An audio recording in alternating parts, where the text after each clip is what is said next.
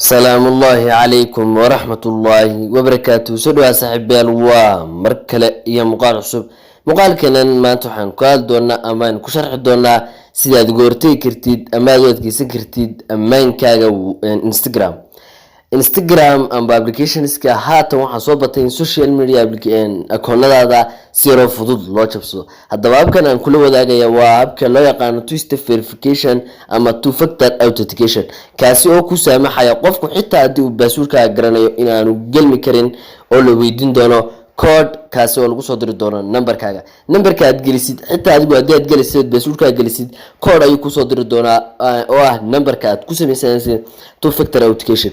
soo kale muuqaalkan gudihiisa waxaan ku sharxi doonaa sida aad u ogaan kartid in lagu isticmaalayo Instagram-kaaga oo aad uga saari kartid qofka kula isticmaalaya Instagram-kaaga markaad ka saartid dhammaan cid kula isticmaalaya Instagram-kaaga haddii mar laba qofkaas soo kacay siraadan adeegan markaad ku xidhatid ma soo kacsan karo. Saan u sharaxno muuqaalka faahfaahsan ugu horeyn aynu guda galno muuqaalka.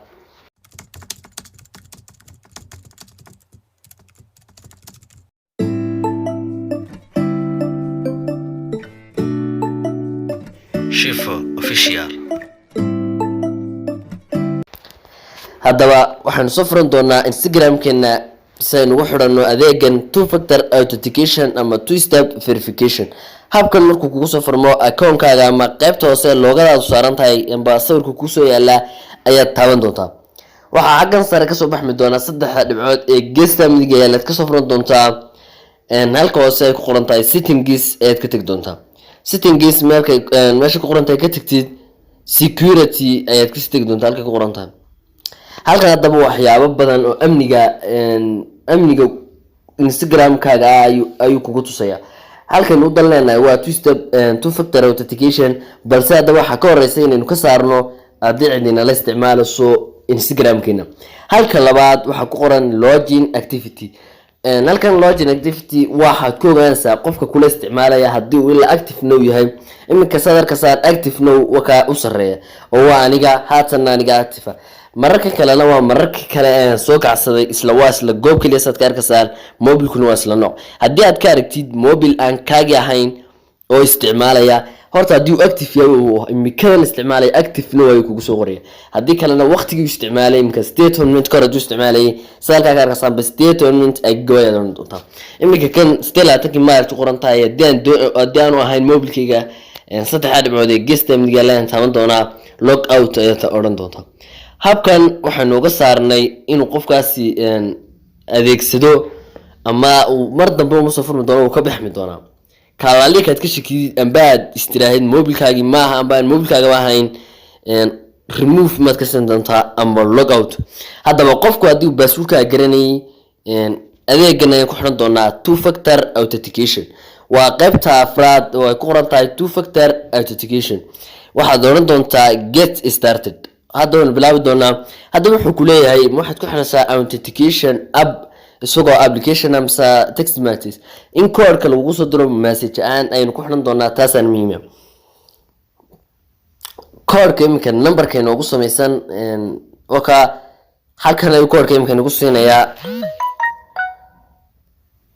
4657 wuxuu code ku siinayaa numberka kugu samaysan ayuu kugu soo dirayaa numberka kugu samaysan Instagram-kaaga amba kugu samaysan Facebook-kaaga haddii isku xirsan Facebook-kaaga iyo Instagram-kaaga. code-ka mar labaad ayaa lagu soo diri doonaa haddii aad doonaysid amba code-ku markii hore aan kusoo gaarin xagga hoose waxaad ka tagi doontaa send code again amba waxaad bedelan kartaa qaybaha hoose saad ka arkasaan phone numberka uu kugu samaysan yahay Facebook uu kugu xirsan Instagram-kaaga.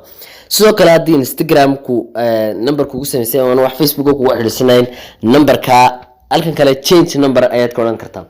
kadib markaa waxaad sugaysaa 60 second si code-ka labaad lagu soo diro.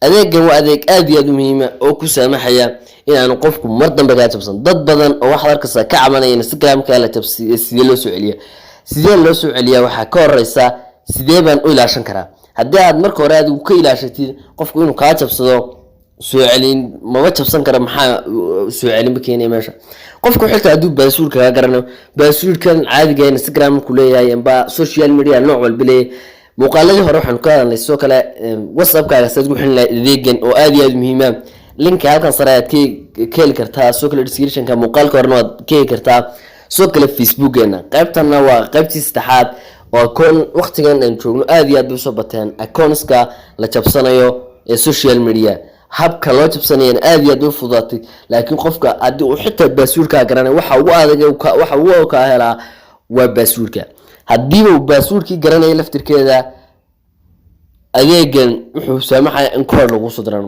marka qasab waxay ku noqonaysaa in koorka helo numberka mobilkaaga weeyaan ma heli karo taa micneegu ma jabsan karo Instagram-kaaga amba social media mid walba adeega sababa loo keenayna waa in akoonada la jabsanayo social media aad iyo aad u farbatay haday noqoto WhatsApp, Facebook, Instagram, Twitter amba mid walba oo kamid ah social media hadda waxaan gelin doonaa koodka 495